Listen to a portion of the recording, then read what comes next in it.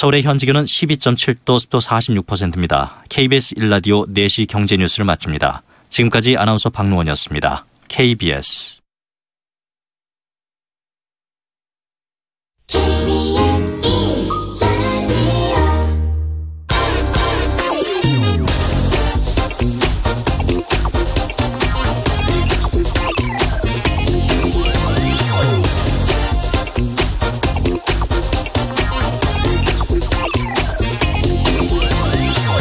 고용률은 최고다. 그런데 경제의 허리 근간이라고 할 수 있는 3040의 취업자 수는 급감하고 있다.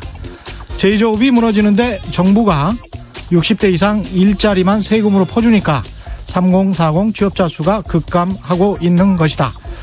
언론에 이런 비판 많이 들어보셨을 겁니다. 그런데 이상한 건 말입니다.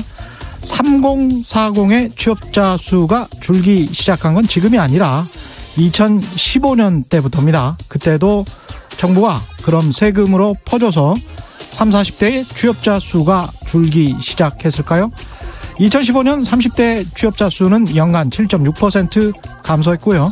40대 취업자 수도 2016년 5.6%나 감소했습니다. 그 뒤로 30, 40대의 취업자 수는 꾸준히 감소하고 있습니다. 왜?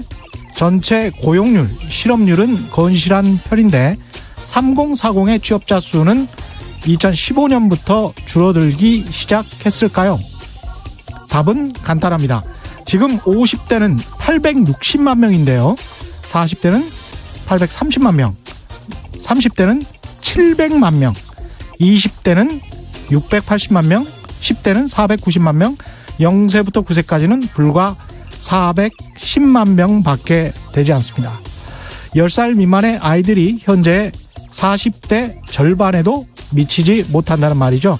즉 아랫세대에서 윗세대로 넘어오는 인구가 급격히 줄고 있다는 이야기입니다. 다시 말해 3040의 인구는 지속적으로 큰 폭으로 줄어왔지만 앞으로도 계속 그렇게 줄 수밖에 없다는 뜻이 됩니다. 인구가 주는데 취업자 수가 감소하는 것은 당연하죠. 그래서 제가 여기서 예측 하나 하자면 이렇습니다. 아마도 10년 뒤에는 경제 허리, 근간이라고 할 수 있는 3040의 취업자 수는 현재보다 최소 20% 이상 줄어들 것이고요. 30년 뒤에는 최소 절반, 50% 이하로 줄어들어 있을 겁니다. 어떤 정부가 들어서더라도 우리나라 인구 구조에 급격한 변화가 없다면 확정적인 미래입니다. 그때까지 우리 언론들은 지금처럼 떠들 건가요? 정부가 60대 이상 일자리만 세금으로 퍼주니까 3040 취업자 수가 급감하고 있다고요? 안녕하십니까. 진실탐사 엔터테이너 최경영입니다. 세상에 이익이 되는 방송 최경영의 경제쇼 출발합니다. 유튜브로도 실시간 생중계되고 있습니다. 안녕하십니까.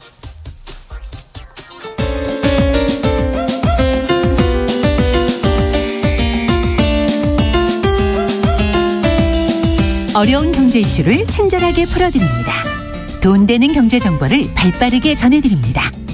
예리하면서도 따뜻한 신사 이종우 이코노미스트의 원포인트 경제 레슨. 네, 국내외 경제 흐름을 분석하고 실질적인 투자 정보도 전해드리는 원포인트 경제 레슨과 팁 시간입니다. 오늘도 이종우 이코노미스트 나오셨습니다. 안녕하십니까? 예, 안녕하세요. 예, 또 한 분 나오셨습니다. 유튜브에서는 잘 보이시죠? 매일경제 김기철 증권부 차장 나오셨습니다. 안녕하십니까? 안녕하세요. 예, 오늘 두 분께 먼저 드려야 할 질문은 미중무역협상 지난주에 있었는데 요거 앞서서 방금 전에 나온 소식입니다. 예. 투기지역 계획과 관련해서 투기지역 시가 15억 원 초과 아파트는 아예 담보대출을 금지하겠다. 예. 예, 종부세율 상향 조정하겠다. 이런 뉴스가 KBS 뉴스로도 나오고 있는데요. 예. 이거 어떻게 보셨습니까? 예. 먼저 아무 분이나. 예. 일단 예. 부동산이 24주 연속 상승을 했고요. 그다음에 이번 정부 들어서 17번의 대책을 내놨는데도 먹히지 않았기 때문에 예. 이번에 이제 18번째 나온 거고요. 글쎄 전체적으로 지금 생각할 수 있는 방안들을 모두 다 한꺼번에 다 모았다. 이런 그 생각이 많이 듭니다. 예.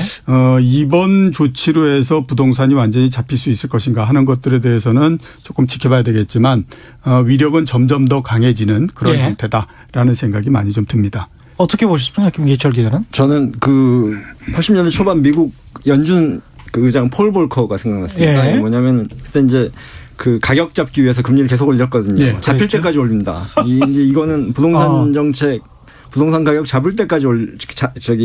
억제책을 하겠다. 뭐 이런 강력한 메시지인 예. 거죠. 예. 요즘 많이 총선이 있어서 예. 요즘 많이 나오는 단어로 인디안 기후제라고 인디안 기후제로 예. 될 때까지 한다. 비 올 때까지 계속 기후제 지낸다. 네. 예, 그건데 디테일을 제가 보도자료랑 자세히 보니까요. 예. 확실히 강남 서초 송파 쪽에 집중해 있는 것은 맞는 것 같아요. 예, 맞죠. 예, 왜냐하면 전체적으로 다 일반 서민들은 사실 상관이 없어요. 네, 9억이죠. 9억 기준. 시가 9억 이상에 대해서는 예. 뭐 담보대출도 규제하고 그다음에 종부세도 올리고 뭐 이러겠다. 네. 쉽게 말해서 그렇고 뒤에 보니까 보도자료 뒤에 보니까 주택 공급도 빨리빨리 하겠다. 네. 이런 말이 좀 있더라고요. 네. 예, 그런 것들 보면은 어느 정도 시장에서의 요구도 수용하고. 예, 그렇죠. 예. 그 말씀하셨던 거를 잠깐 한번 우리가 보면 대출 억제 부분이 이제 어떻게 생각하면 가장 핵심적인 형태다라고 볼 수가 있거든요. 예. 투기 지역하고 투기 과열 지역에 시가 15억 이상 되는 고가 아파트는 아예 담보대출 금지하고요. 그렇죠. 그다음에 이제 시가 9억을 초과하는 주택에 대해서는 LTV 비율을 9억까지는 40% 하고 그다음에 9억을 초과하는 건 20% 합니다. 그러면 14억짜리 아파트를 사게 되면 기존의 대출은 5억 6천만 원 정도인데요. 네. 새로운 기준을 적용하게 되면 4억 6천만 원 정도 됩니다. 그러니까 1억 정도가 줄어드는데 이 대출 억제 대책을 가장 제가 생각했을 때는 중점적으로 내놨을 거다라는 생각이 드는 부분들은 최근에 부동산 가격이 많이 올라갈 때에 가장 많이 했던 얘기가 뭐냐면 공급은 없고 수요는 많기 때문이다라는 예. 얘기를 많이 하거든요. 예. 근데 수요가 왜 많아졌느냐라고 생각해 보면요. 다른 어떤 것보다 저금리의 역할이 가장 컸다라고 볼 수가 있죠. 어제 어느 그 언론사에서 내년도 부동산 가격이 어떻게 될 것 같으냐라는 조사를 전문가들한테 했었는데 가장 크게 오르는 이유가 뭐냐. 저금리가 60%다라고 하는 거죠. 예. 그러니까 제일 그 방어를 할 수 있는 제일 좋은 방법은 금리를 올려서 그 들어가는 비용을 높게 하면 되는데 금리를 올리게 되면 국내 경제 전체에다가 영향을 미치잖아요. 예. 그러니까 그렇게는 못하고 그 대신에 부동산으로 들어가는 돈 자체를 줄여버리겠다라고 하는 그렇죠. 것이 이제 그 정책의 핵심인데요. 이런 정책을 왜 강하게 썼느냐 하면요. 예. 참여정부 때도 이렇게 부동산 가격이 많이 올라가서 굉장히 곤란을 겪었거든요. 근데 맨 마지막에 부동산 가격을 잡을 때 가장 결정적인 역할을 했던 것이 그 당시에 대출을 굉장히 규제를 해버리는 형태가 됐죠. 예. 그렇게 되면서 부동산 가격이 이제 그 상승의 탄력을 잃으면서 내려가기 시작을 했거든요. 아마 그렇기 때문에 이 대출 억제 부분들을 가장 강하게 지금 내세우고 있는 게 아닌가라는 생각이 좀 많이 듭니다. 예. 어떻게 저는 이제 붙여 말씀? 공급 부분을 조금 보면은 그 2주 전에 그 증권사 PF 규제를 했거든요. 그랬죠. 예. 그거는 공급은 느리고 이 수요는 억제하겠다 이런 것과 좀 같이 괴를 할 수 있는가 이런 의문이 들어요. 사실 PF를 활성화시켜야 공급이 느는데 아까 그 참여정부 트라우마가 좀 있거든요. 네. 근데 참여정부 부동산 정책이 실패했다고 주장하는데 저는 사실 그 성공한 정책이라고 그렇죠. 생각하거든요. 네. 왜냐하면 그 MB 정부 때 가장 부동산 가격이 안정됐습니다. 그거는 왜 그러냐면은 참여정부 때 공급 그리고 수요를 억제하고 그게 그 정책 효과가 이후에 난 거거든요. 예. 그래서 이 정부가 조금 조급한 게 아닌가. 한꺼번에 이렇게 PF 규제도 하고 수요 대출 규제도 하고 이러면은 공급은 늘리고 수요는 억제하겠다는 게 좀 밸런스가 안 맞는 거 아닌가 이런 생각이 좀 그러면서도 듭니다. 이제 공공 임대주택이랄지 서울시에서 하는 준주거형 뭐 네. 상업지역 쪽은 많이 허가를 해주겠다. 그러니까 기존의 오피스텔을 아파트 형태로 이렇게 바꾸는 거 있지 않습니까? 네. 이런 거는 이제 적극적으로 더 추진하겠다. 뭐 이런 식의 정책인 것 같아요. 네, 그렇죠. 예.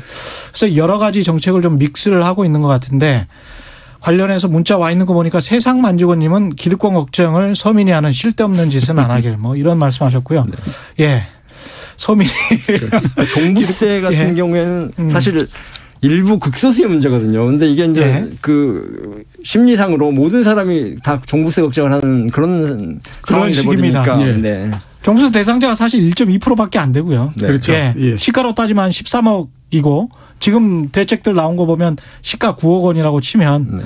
전체 인구로 봤을 때 2% 안팎의 네. 사람들에게 대한 대출 규제와 그다음에 세율 인상 뭐 이렇게 되겠습니다. JP 정님 국민들 화 안 났으면 투기꾼이나 화났겠지. 예, 뭐 이런 식이고요. 임미키님은 결국 현금 부자들만을 위한 정책. 이게 이제 일종의 프레임 같은 건데. 예, 그렇죠. 이렇게 되면 이제 시가 15억 이상을 누가 살 거냐. 대출 못 받는 사람 대출 못 받는 사람들은 어떻게 하라고 뭐 이런 식으로 예, 예. 이야기를 하는데. 예. 그래서 15억 원 이상을 살 수 있는 사람은 현금 15억 원을 가지고 있는 사람들, 현금 부자들 뿐이 아니냐. 예. 근데 여기에는 사실은 교묘한 전제가 하나 깔려 있습니다. 이걸 사서 앞으로 아파트 가격이 올라서 이분들이 팔아서. 큰 시세 차익을 얻어야지 예. 현금 부자들만을 위한 정책이 되는데 예. 정부는 지금 보유세를 계속 인상을 하겠다고 하고 종부세도 계속 인상을 하겠다고 하고 그다음에 한번 사볼 테면 사봐라. 예. 예. 실거주 기간을 굉장히 늘려서 계속 있어야 예. 아마 팔 때는 굉장히 비싸게는 못 팔 것이다. 이런 지금 예. 압박이거든요. 그래서 프레임이 약간 다릅니다. 예. 그러니까 가격이 계속해서 오르려면 그러니까 뭐 현금 15억을 가지고 산 사람에서 그치는 게 아니라 예. 그 다음에 후속에 되는 사람들이 가격을 높여가면서 계속해서 사줘야만 되는 거잖아요. 그렇죠. 그러면 우리 한번 따져보면 우리나라에서 현금 15억 정도를 가지고 있는 사람이 과연 몇 명 정도가 될까라고 하는 걸 한번 생각해 볼 필요가 있지 않습니까? 그렇습니다. 그렇죠? 예. 그러니까 그 서울을 포함해서 수도권을 제외하고 나머지 우리 그 지방에 있는 도 그러니까 뭐 충청남도, 충청북도 이런 데를 따져보면요. 금융자산 10억 이상을 갖고 있는 사람이 한 도당 5천 명이 안 되거든요. 한 도당 5천 명이 안 예, 됩니다. 그러니까 충청남도도 한 5천 명이 안 됩니다. 그러면 우리가 정규 분포로 따져보면요. 15억을 갖고 있는 사람은 2천 명이 안 된다라고 봐야 되는 거죠. 예. 정규 분포상 보면 그렇지 않습니까? 예. 그죠? 그러면 그 사람들이 자기가 가지고 있는 모든 주식과 채권, 보험까지를 다 깨고 현금도 다 챙겨가지고 와서 과연 계속해서 후속 주자를 마련할 수 있겠느냐. 그렇죠. 그게 마련되지 않는다라고 하면 가격은 올라가지 못하는 거죠. 왜냐하면 그렇죠. 후속 매수가 없게 되면 당연히 가격은 떨어질 수밖에 없는 거니까요. 예. 그리고 그 정도 현금을 동원할 수 있는 사람들은 이미 주택을 가지고 있는 예, 사람들이거든요. 그렇죠. 그건 예, 또 그분들은 또 다주택자 규제로 그렇죠. 제한을 하니까 이제 새로운 수요가 발생하기는 좀 어렵죠. 사실은. 그분들도 아마도 출구 전략을 지금 좀 곰곰이 생각하고 있을 텐데. 예. 그래서 제가 30년 동안 계속 가격을 봐왔기 때문에요. 한번 드리고 싶은 이 말씀이 있는데 이 규제나 그다음에 부양책을 계속하면 처음에는 안 먹히는 것 같지만 네. 어떤 순간서부터 보면 갑자기 막 엄청나게 빠른 속도로서 먹혀 들어간다 이런 그 감이 들 때가 있거든요. 그렇죠. 그때가 되면 굉장히 아무튼 그 한쪽 방향으로 했던 사람들은 굉장히 어려워질 수가 있습니다. 그때 팔려고 하면 또 잘 안 팔리잖아요. 그때는 이미 가격의 모든 사람들이 가격이 반대쪽으로 움직인다라고들 생각하기 때문에요. 그때는 원하는 가격으로는 절대 될 수가 없는 그 상황이 되는 거죠. 미중 무역 협상으로 넘어가 볼까요? 미중 무역 협상 1차 타결이 됐는데 예. 요거 뭐 누가 승리한 거라고 보입니까? 제일 처음에는 그러니까 이제 트위터로 1차 타결이 될 가능성이 높다라고 얘기가 나왔던 건 10월 달에 이 트럼프 대통령의 트위터를 통해서 처음 나왔었거든요. 그때까지만 하더라도 중국이 좀 이긴 것 같다라는 얘기를 많이 했었는데 이번 지난 금요일 날 나오고 그다음에 이제 한 이틀 정도 지났지 않습니까? 언론들의 대체적인 그 판단은 미국이 판정승은 한 것 같다. 이런 얘기들을 많이 합니다. 왜냐하면 중국이 내준 거는 가시적인 거고 미국이 내준 거는 글쎄 불분명한 것 같은데 이렇기 때문에 현찰 주고 어음 받았다. 이렇게 돼서 이제 그 얘기를 하는 건데요. 미국이 내준 거는 뭐냐면 그동안에 이제 2,500억 달러 상당의 그 중국산 수입품에 대해서 25% 관세 제일 처음에 매겼거든요. 예. 그건 그대로 놔두고 이 두 번째로 그랬던 1,200억 달러에 대해서는 기존의 15%인 거 7.5%로서 낮춰주고 원래 15일 날 매기기로 했던 거 안 매기는 형태니까 그렇게 중국 그렇게 크지는 않죠. 대신에 중국 같은 경우에는 2년 동안에 걸쳐서 320억 달러치만큼의 미국산 농산물을 더 사줘야 되는 거거든요. 예. 그래서 어떤 얘기까지 나오냐면 그렇게 사서 중국에서 미국의 농산물을 사서 그걸 중국에서 다 소화시킬 수 있는 거야? 이런 얘기까지 이제 나올 정도인 거죠. 이게 이제 시진핑이 트럼프한테 준 대선용 선물 같거든요. 예. 네. 그러니까 일단은 그 애따 먹어라. 트럼프가 두 가지 이유 때문에 이제 중국과의 전쟁을 시작했잖아요. 하나는 무역 적자 축소, 또 하나는 기술 패권 이 문제인데 이게 첫 번째 과제 이거에 대해서 약간 가시적인 성과를 내므로써 내년 대선 국면에서 유리하게 좀 작용하지 않을까 뭐 이런 목적으로 그러니까 선물이 딱 맞는. 그래서 이번 1차 타결이 났을 때 많이 했던 얘기가 아무리 봐도 경제적인 타결은 아닌 것 같고 그렇죠. 정치적인 타결을 본 것 같다. 이런 얘기를 이제 많이 하고 있는 거죠. 근데 이제 그것도 대선에 얼마나 먹힐지는 모르겠습니다만은 당장 뉴욕타임즈 같은 경우도 야 그러면 지금 그렇게 해서 어느 정도 이익이 앞으로 날 거라고 하는데 그러면 2년 동안 그렇게 시진핑하고 싸워서 그동안에 미국의 농부들이 당한 것 그동안에 우리가 관세 조치 당해서 무역이 제대로 못된 것 그로 인한 미국 경제 또 나아가 세계 경제에 적자가 난 거는 누가 책임질 거냐. 트럼프가 갖고 논 거 아니야. 뭐 이런 식으로 또 이야기를 하고 있습니다. 예. 미국의 주요 신문은 너무 싫어하니까 트럼프 대통령이 처음 취임할 때서부터 항상 각을 세웠기 때문에요. 예. 그런 얘기는 이제 충분히 할 수 있다라고 이제 봐야 되겠죠. 트럼프가 바라보는 사람들은 러스트벨트 사람들이기 때문에 그렇죠. 그 사람들은 이렇게 실질적인 이득이라고 느끼면은 또 먹히겠죠. 먹힐 수 있는 거죠, 사실. 이 무역 협상과 관련해서는 더 이상 하실 말씀이 없으면 영국 총선으로 빨리 넘어가겠습니다.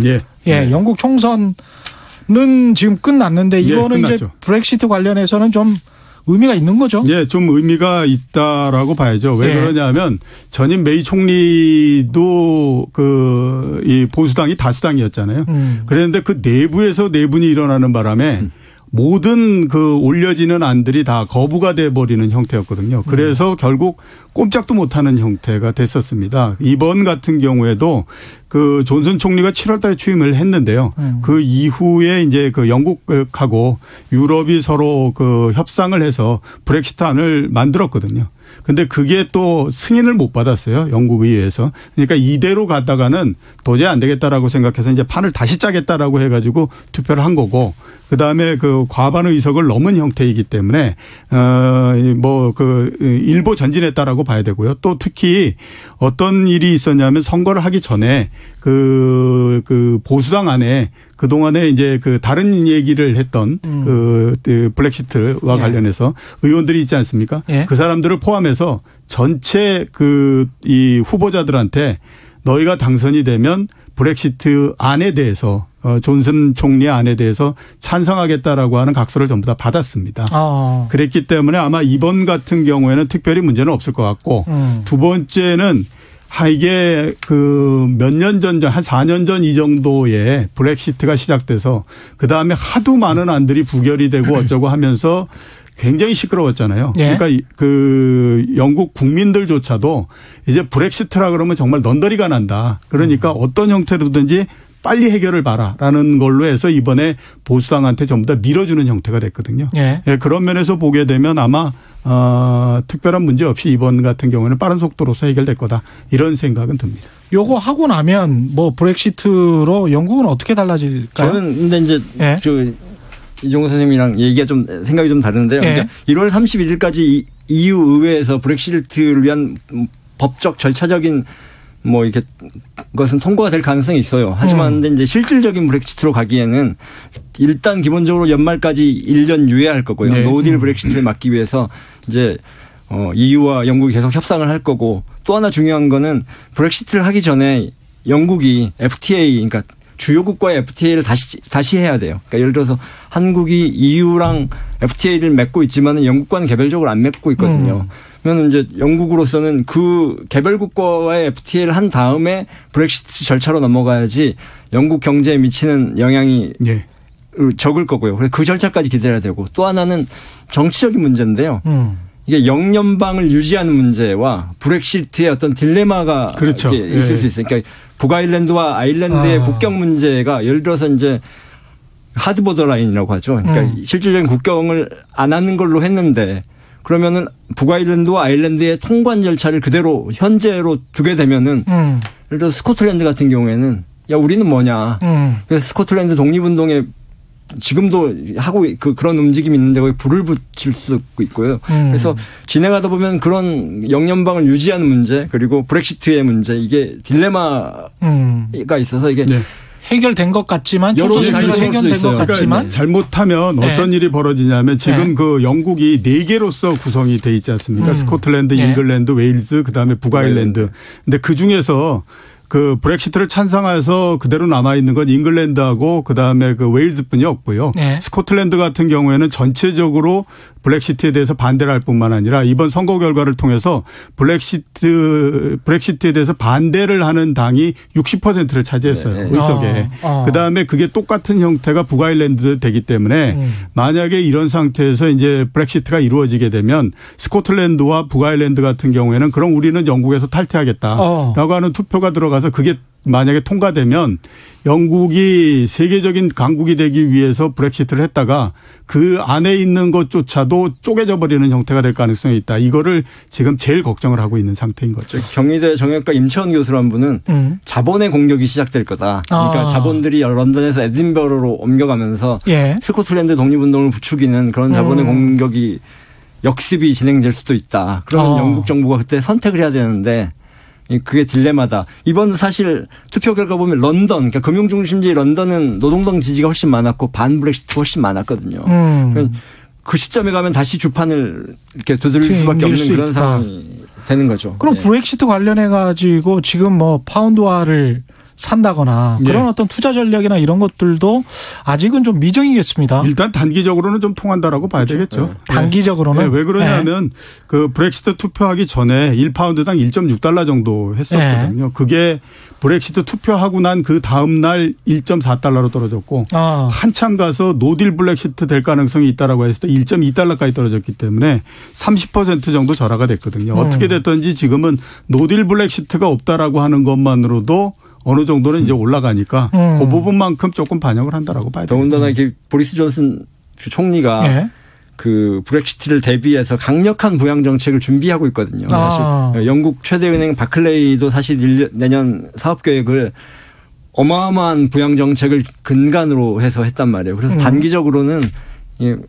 영국 경제가 좀 좋아질 것이다. 좋아진 모습을 단기적으로는 그렇다. 장기적으로는 자국 내 영연방 국가들 사이의 이해 관계 때문에 어떻게 될지는 모르겠다. 뭐 이런 말씀인 것 같고요. 유럽 뉴스를 한 가지 더 전해를 드리자면 34살의 여성 핀란드 총리 이야기인데 34살이면 네. 우리나라에서 이 총리보다 여기 있는 사람들보다는 훨씬 더 나이가 어립니다. 어린 국회의원이 딱 한 명 있어요. 정은혜 의원 딱 한 명이거든요. 우리나라에서는 국회의원도 한 명밖에 없어요? 한 명밖에 없어요. 그것도 정은혜 의원은 2달 전에 국회의원 된 분이거든요. 이수혁 의원이 주미대사로 가면서 이제 인계받은 사람이라서 사실 2달 전 상황에는 이 정도 어린 국회의원이 한 명도 없는 상황인 거죠. 사실. 한국에서 34살을 총리로 임명하면 뭐라 그럴까요? 뭐 옛날에 왜 그 70년대 초에 40대 기술원이라고 나왔지 않습니까? 있었어요. 김영삼, 김대중 이렇게 해서 나왔을 때 40대 기술원이 제일 처음에 나왔을 때 그때 유진산 씨가 그 나이가 굉장히 많고 그 맞습니다. 전까지 야당을 전부 끌고 갔던 양반이었거든요. 민주당. 그때 뭐라고 얘기했냐면 구상유치라고 얘기했어요. 그러니까 입에서 젖비린내 나는 애들이 이인재에 관해서 그렇게 이야기를 했군요. 무슨 지금 정치를 하겠다고 이렇게 나오느냐. 이인재가 아니고요. 저기 김영삼하고 김대중. 70년대. 그러니까 그때도 40대의 나이였는데 또 불구하고 김영삼 김대중에 관해서 입에서 젖비린내 나는 이라고 얘기했는데 30대면 뭐라고 얘기하겠습니까? 그 나이에 왜 벌써 그 정치를 하려고 그래? 이런 얘기 아마. 그러니까 이 총리 한 사람의 문제가 아니고 19명의 내각 중에 여성이 12명이고요. 그중에 30대 여성이 4명입니다. 비율상으로 엄청나게 높은 거죠. 네. 우리 정치권이랑 좀 대비되는데 우리나라 같은 경우는 어떻습니까? 우리는 평균 연령이 56세고요. 우리 국회의원 40대 이하 의원 비율이 0.67입니다. 0.67. 40대 이하가 0.67%? 네. 그러니까 300명 중에 2명 있는 거죠. 한국당의 신보라 의원, 그 민주당의 정은혜 의원. 그러면 다른 나라는 어떠냐? 그러니까 그 덴마크가 40세 이하 의원이 41%고 핀란드가 36%, 스웨덴이 34%입니다. 그 고령화 사회라고 하는 일본도 9%나 됐고요. 일본도 9%나 돼? 네, 미국도 7%입니다. 우리가 이게 심각한 거죠. 이거는 위험한 수치입니다. 사실은 이 정도 비율 세대 반영을 못한다는 거는 정말로 위험한 거죠. 좀 재밌네. 너무 이렇게 나이가 많은 사람들이 정치를 하면 본인들의 아무래도 세대 이익에 치중한 정치를 할 수밖에 없지 않을까요? 그렇죠. 그런 측면에서 참 근데 특히 이 북유럽 쪽 아까 말씀 들어보니까 40%, 30% 덴마크, 핀란드, 스웨덴이 다 41, 36, 34입니다. 이렇게 이제 북유럽의 40세 이하 정치인 비율이 높은 이유가 따로 있습니까? 일단 선거제도가 이제 완전 비례대표제라서 완전 비례대표되니까 완전 비례대표여서 그러니까 세대 비율에 맞게 이제 그 선거인 명부를 작성하게 되니까 이게 세대 비율이 있어요? 거의 그렇게 되죠. 그렇게 되는 거고 이제 정치 문화적으로는 이 마린 총리가 정당 활동을 34세인데 정당 활동을 17년을 했어요. 아이고야. 학생 조직부터 활동을 한 거죠. 그래서 그 과정에서 사실 서구에서는 정당을 민주주의 학교라고 하잖아요. 그렇죠. 거기서 이제 교육을 받고 리더로서의 어떤 자질을 검증받고 이러면서 된 거고. 17살 때부터. 네네. 우리 그 과거에 민주주의를 잘 모르시는 어르신들 같은 경우 17살 때부터 정치한다고 하면 우리는 선거권도 18살 주는 지금도 18살에 주느냐 마느냐 할 때 선거권도 없네요. 그러고 보니까 투표권도. 그렇죠. 고3이 공부나 해야지 왜 지금 정치에 신경을 쓰냐 이런 얘기를 고2죠. 17살이면 그렇죠. 고2 때 그 열심히 정치하고 이러면 한국에서는 정말 상상할 수가 없습니다. 근데 34살에 17년 동안 정치해서 총리가 됐다.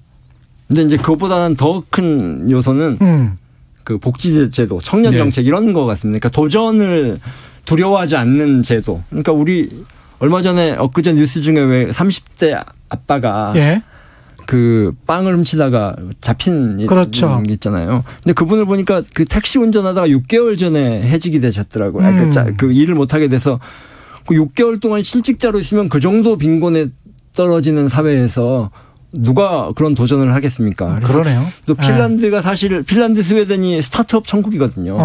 핀란드가 스타트업 천국인 것과 그리고 핀란드, 스웨덴이 30대 정치인들이 주도하는 나라라는 게 사실 같은 이유인 것 같습니다. 그래요? 네네. 그렇죠.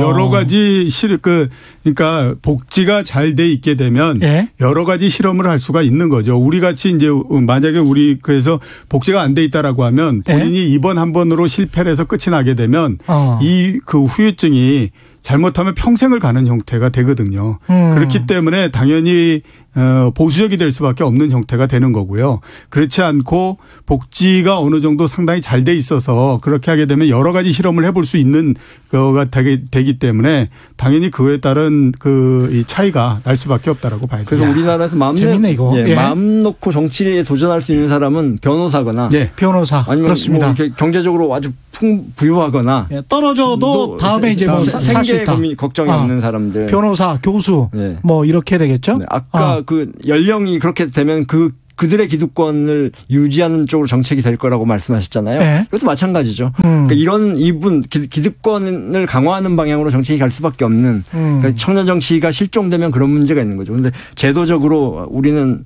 그리고 그 사회 복지제도 자체가 도전 자체를 두려워하게 만드는 사회인 거죠.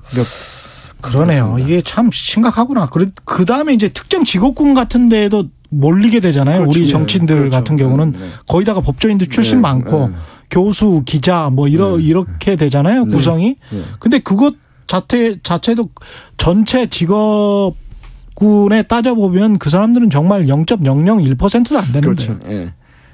그럼 그렇죠. 상당히 뭐 심각한 일이네. 생각해 보면 그렇죠. 그렇죠. 그런 측면에서 비례대표라는 게 아까 저는 생각해 보니까 깜짝 놀랐는데 연령대 비례대표를 두는 것도 굉장히 의미가 있겠습니다. 그렇죠. 당연히 그래야죠. 비례대표의 우리 목적 같은 자체가 경우는 상상을 하지를 못하지만 정당별로 또는 끼케 뭐 직업군별로 뭐 이렇게 생각을 하잖아요. 저는 또 과감하게 그 대통령께서 임명직의 청년들을 지금 총리로 거론된 분들이 다 70대잖아요. 그렇죠. 거론됐었던 사람들이.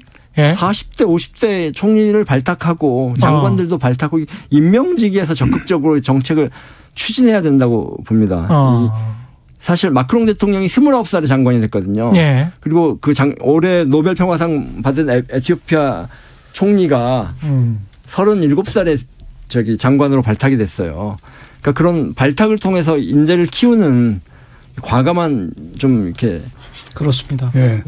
제가 또 하나 생각하는 거는 우리나라에서는 직업으로의 정치, 그러니까 정치인, 순수한 정치인이라고 하는 게 앞에서 말씀하셨던 북구나 이런 데보다 굉장히 약하죠. 아까 그렇습니다. 말씀하셨던 것처럼 17살에 정당에 들어가고 그때서부터 정치에서 트레이닝을 받고 이렇다라고 하는 건 그 사람의 직업은 정치인인 거거든요. 그렇기 때문에 그 교육을 받는 과정 속에서 많은 생각을 할 수밖에 없죠. 어떤 것이 좋은 정치이고 사람들을 위해서는 어떤 걸 해야 되느냐 하는 건데 우리나라 한번 생각해 보시면 직업으로의 정치인이라고 하는 것에 대해서 굉장히 견해가 안 좋을 뿐만 아니라 부정적이죠. 정치꾼이라고 또 하나는 뭐냐면 우리나라에서 정치를 하는 사람들은 다른 곳에서 일정하게 어느 정도 이름을 얻었다라고 하는 사람들이 아주 나쁘게 얘기하면 내가 그 이름을 통해서 그렇죠. 그냥 정치에 들어가서 또 이렇게 생각을 하거든요. 그러니까 이제 많이 되는 사람들이 변호사, 교수 뭐 이런 사람들로서 하잖아요. 그 사람들이 처음서부터 정치인이 아니었거든요. 그 직업에도 안 좋아요, 사실은. 그렇죠. 변호사나 교수나 특히 뭐 공대 쪽 아주 뭐 논문을 잘 썼던 사람들이 그 비례대표나 뭐 이런 식으로 가서 본인들의 연구, 우리 또 이제 기자들도 마찬가지지만 앵커하다가 뭐 한나절도 안 돼서 뭐 청와대 대변인하고 이런 분들이 있는데 이렇게 되면 그 직업군에 관해서도 혐오를 갖게 되고 그렇죠. 정치 자체에 대해서도 혐오를 갖게 되고 그러다 보면 정치로 대부분의 문제를 풀어야 되는데 정치 자체에 혐오를 갖게 되면 뭐 풀 수 있는 문제가 거의 없죠. 도전 얘기를 한번 더 해보면은 우리나라 그 과학기술 연구과제로 되는 그 과학기술 성공률이 98%입니다. 98%. 그러니까 정부에서 지원을 받아서 그 연구 성과가 98%나 나온 어마어마한 수치거든요. 근데 이거는 자랑이 아니라 부끄러움이에요. 그렇죠. 사실 98% 성공할 수 있는 과학 과제라는 건 없는 거거든요. 그렇죠. 그러니까 쉬운 것만 하는 거죠. 그러니까 여기서 떨어지면은 연구비도 지원 못 받고 이러니까 아주 쉬운 도전 과제. 그러니까 이게 젊은이들이 공무원 시험 준비하고 젊은이들이 의대를 가려고 하고 이런 것과 다 맥이 다 있는 문제. 그렇죠. 30대 정치인이 없는 문제. 정치가 예산, 지금 R&D 예산과 관련해서 말씀을 하셨는데 R&D 예산 관련해서 사실은 그렇게 성공률이 높을 필요가 없고 그렇죠. 사실은 시장에서 별로 그 지금 당장은 쓸모가 없을지 모르지만 장기적으로 봤을 때 대박이 날 수 있는 그런 쪽으로 연구를 원천기술 연구를 많이 해야 되는데 그런 쪽으로 하지 않고 안 하는 거죠. 쉽게 패스할 수 있는 관료들 눈에 들 수 있는 또 그런 걸 가지고 또 정치하는 사람들이랄지 정부는 그거 가지고 이제 쇼만 하는 거죠. 그렇죠. 그런 부분에서 사실 이런 정치가 젊어져야 경제도 젊어지는 게 아닌가 좀 유연해지고 과학기술도 젊어지고 과학기술도 젊어지고 그런 생각이 많이 드네요. 이 도수연님 같은 경우는 우리나라 교육제도도 문제가 있다고 생각됩니다. 모두 입시 위주의 교육뿐이라 다른 시사정치 경제에 관심을 가질 기회도 없어 보입니다. 이런 말씀하셨고요. 사분사분하다님은 독립운동 12살, 14살도 나갔습니다.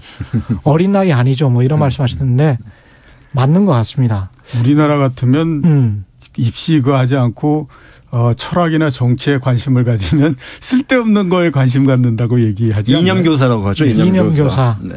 정치가 젊어져서 경제가 젊어지고 그래서 그런 게 실증적으로 보였던 나라. 그게 핀란드 아닐까요? 핀란드죠. 핀란드는 사실 그 노키아가 2008년 이후부터 이제 위험해지거든요. 아이폰 나온 스마트폰에 적응 못해서 위험해지는데 노키아가 핀란드 GDP의 4분의 1, 25%를 차지했던 나라예요. 네. 노키아가 무너지면은 다 망할 줄 알았는데 우리가 삼성 무너지면 망할 줄 알듯이. 예. 근데 노키아가 무너지고 나서 오히려 잘 됐어요. 이게 스타트업들이 1년에 4,000개씩 생기고 4,000개? 4,000개 생긴답니다. 4,000개 네. 생기고 그 죽음의 계곡을 건너는 스타트업들이 1년에 300개에서 400개. 우리가 아는 그 뭐죠? 앵그리버드. 예. 뭐 그 다음에 이제 노키아 망한 다음에 나왔죠. 클래시 오브 앵그리버드가. 클랜. 예. 이런 것들이 이제 그 게임 핀란드 업체들. 경제를 예. 이렇게 올려 부흥시켰거든요. 젊은 정책이 있어서 가능한 겁니다, 사실. 그게 우리나라도 지금 예외 없이 계속해서 나타나고 있는 형태라고 봐야 되거든요. 예. 그러니까 노키아가 제일 많이 갔을 때 시가총액의 60% 정도까지 됐었어요. 예. 그 핀란드 시가총액에. 그러니까 우리나라 같은 경우에도 몇 년 전, 그러니까 한 3년 전 정도에 보면 셀트리온의 시가총액이 3위까지 올라갑니다. 예. 그러니까 그 현대자동차를 넘어서 갔던 거였거든요. 옛날 같으면 생각도 할 수 없는 그렇죠. 일이잖아요. 어떻게 현대자동차의 시가총액을 넘어가느냐, 뭐 이런 이제 하고 그 다음에 한때의 그 아모레퍼시픽의 시가총액이 우리나라에 있는 모든 그 백화점들의 시가총액을 다 모은 것보다도 훨씬 더 커졌어요. 그리고 우리나라에서 주가가 처음으로 700만 원을 넘어간 게 그러니까 액면가 500원으로 따졌을 때 네이버인 거거든요. 예. 그러니까 내부에서는 지금 우리나라도 굉장히 많은 변화가 오고 있는데 그 부분들을 핀란드처럼 이렇게 스타트업이나 이런 것들을 통해서 잘 뒷받침하지 못하면 우리의 경제 체제가 앞으로 굉장히 낡아지는 형태가 되는 거죠. 오울대한 형태가. 예를 들어 예. 2009년 상황에서 핀란드가 선택을 해야 됐거든요. 예를 들어 우리식으로 공적 자금을 투입해서 노키아를 살릴 것이냐 아니면은 그 자금으로 다른 새로운 성장 동력을 발견할 것이냐. 정부 입장에서 사실 노키아 살리는 게 제일 쉽죠. 네. 네. 제일 편하고. 네. 그렇죠. 그런데 네. 그렇게 하지 않았다는 거죠. 그래서 그런 선택을 할 수 있으려면은 정치가 젊어져야 되는 겁니다. 제가 보기에는 우리나라도 앞으로 계속해서 지금도 마찬가지지만 앞으로도 계속 그런 선택을 강요받을 겁니다. 그렇지 강요받을 않으면 수밖에 없죠. 예. 그렇지 않으면 지금 우리나라 주식시장이 왜 이렇게 다른 데에 비해서 부진하냐 보면요. 경제나 이런 것보다도 산업 구조를 봤을 때 그럴 수밖에 없을 것 같다라는 생각이 드는 게 예.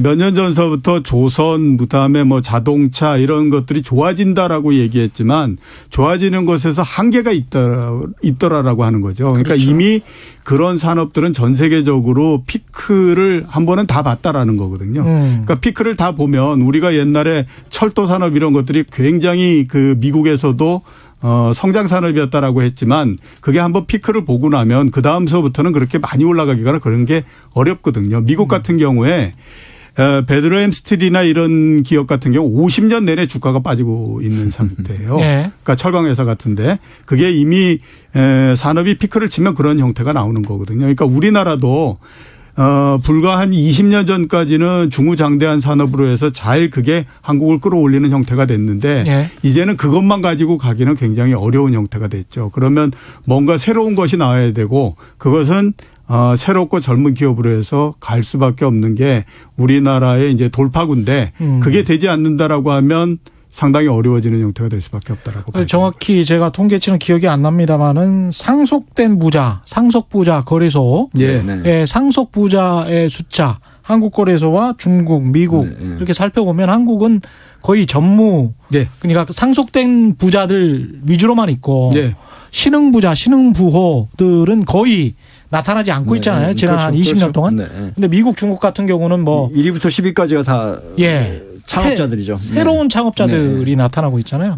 그런 측면에서 좀 공정한 경쟁이 담보가 돼야 되지 않을까 그런 생각을 합니다. 3629님, 북유럽 국회의원들은 보좌관도 없이 혼자 공부해서 입법 위반을 하는데 신기해요. 어떻게 생각하십니까? 이게 사실은 보도자료가 없으면 기사를 못 쓰는 기자들하고 비슷한. 근데 이게 이제 그 선택을 해야 되거든요. 예. 그러니까 우리나라는 그 입법 보좌 기능을 개인화했어요. 예. 의원의 보좌관을 늘리는 방식으로. 예. 근데 이제 유럽이나 미국 같은 경우는 국회 입법처. 그러니까 국회 전체 보좌 기구를 키운 거죠. 그래서 예를 들어 우리나라는 국회의원이 입법 아이디어가 있으면은 자기 보좌관 시켜서 법안을 만들거든요. 근데 그 북유럽이나 아니면 미국 같은 데는 자기 입법 아이디어가 있으면은 입법처의 전문가 찾아가서 그걸 법안화하는 이걸 선택을 해야 되는데 우리는 다 개인화 시켜버린 거죠. 그렇죠. 네. 김기철 기자가 왜 이렇게 국회에 관해서 잘 아시냐면 지금 증권부 차장을 하고 있지만 바로 직전에 국회에 출입을 했기 때문에. 아, 예.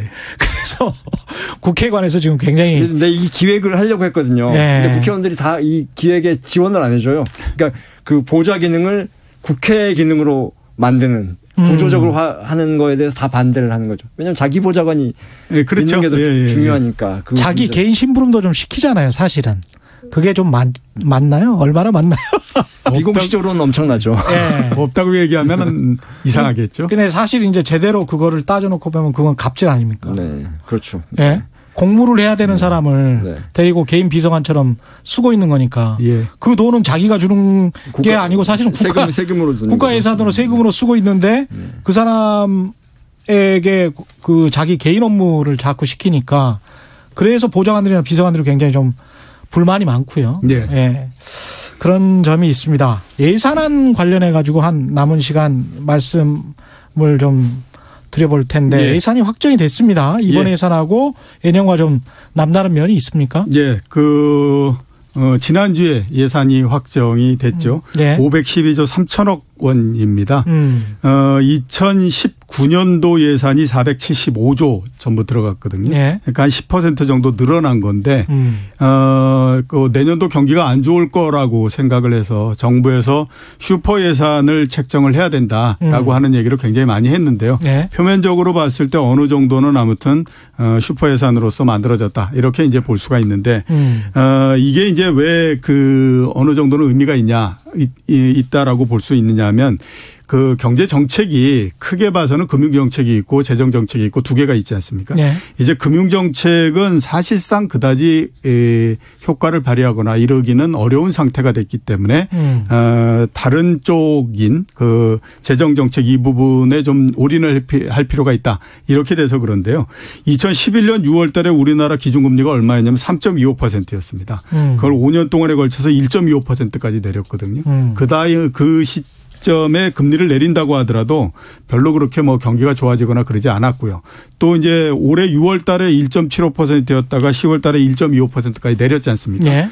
내렸는데 앞에서 우리가 제일 처음에 얘기했던 것처럼 부동산 가격만 올라가고 경기가 좋아지거나 이렇게 이제 되지 않는 형태가 된 거죠. 네. 그래서 아주 극단적으로 얘기하는 사람 같은 경우에는 우리나라에서 금리를 내리는 거는 한국은행이 우리도 경기 둔화를 막기 위해서 뭔가를 했다라고 하는 얘기를 하는 거 이해할 수 있는 거 이해는 별다른 역할을 하지 못한다. 이렇게 보기 때문에 결국 이제 이 재정 쪽에 투입 이런 것들을 통해서 효과를 훨씬 더 내는 쪽으로서 경제 정책의 방향이 조금 바뀌었다.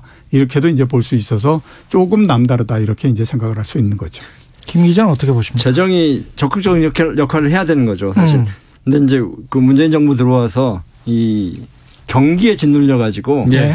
재정이 사실 많이 투입했는데 그 경기가 떨어진 만큼 그걸 메꾸는 부분에 투여가 됐거든요. 근데 이제 더 중요한 과제는 구조개혁 과제인데 경기에 짓눌려서 구조개혁 과제에 어떤 별다른 진전이 없었어요. 네. 난 그래서 이 국가재정을 적극적으로 투입해서 이 경기를 따라가는 거에 그치지 말고 이 구조개혁에 그 자본들을 투입해야 되는데 많이 늘어났어요. 구조개혁이라고 하면 산업구조개혁. 산업구조개혁을 그러니까 앞으로 성장 산업 이런 쪽에 투자하는 부분들인 거죠. 그러니까 네. 그 동안에 이제 그 재정 투입 이런 걸 얘기할 때마다 예. 많이들 얘기했던 게 뭐냐 하면 재정 늘려서 결국 복지 예산으로 다 쓰고 나면 남는 게 뭐냐 이런 얘기들 굉장히 많이 했잖아요. 그렇죠. 네. 그리고 그런 것들이 또 어느 정도 소구력을 가졌던 것도 사실이거든요. 네. 그랬기 때문에 이번 같은 경우에 예산을 책정을 하면서 상당히 신경을 썼던 게 뭐냐면 재정 승주가 높은 부분 그다음에 또 성장 잠재력을 확충할 수 있는 부분 이런 쪽에다가 이제 많이 이게 예산을 배정하는 형태를 했었는데요. 예를 들어서 보면 올해 많이 얘기됐던 게 왜 그 소재 부품 국산화 이런 거지 않습니까? 예. 장비. 예. 이쪽의 예산이 올해에 비해서 내년도가 2배 정도 늘어났고요. 바이오 쪽에 대한 예산 이런 것도 굉장히 많이 늘어났기 때문에 아마 그게 이제 구조 개혁과 관련한 예산 이런 것들로서 볼 수가 있는 거겠죠. 산업 구조와 관련해서는 재정이 적극적으로 역할을 해야 된다. 네. 여기에는 두 분 다 동의하시는 네. 거죠? 예, 그렇죠. 예. 일부 경제 신문들에서는 뭐 제가 콕 집어서 말씀드리자면 한국경제신문에서 로버트 베로 교수를 언급하면서 로버트 베로 교수는 이 재정 승수에 관해서 전혀 믿지를 않는 교수인데 네. 관련해서 문재인 정부의 재정 정책은 엉터리다 이런 기사를 계속 쓰고 있던데 그런 의견도 있다는 것을 참고해 주십시오. 그분이 우리나라 재정에 대해서는 보지를 않았을 겁니다. 그분은 오바마 정책, 오바마의 스티뮬러스 플랜 같은 경우도 경기 부양 정책도 엉터리다, 가비지다, 쓰레기다 이런 이야기를 했었던 분입니다. 오늘 말씀 감사하고요. 지금까지 이종우 이코노미스트와 매일경제 김기철 증권부 차장과 함께했습니다. 고맙습니다. 예, 감사합니다.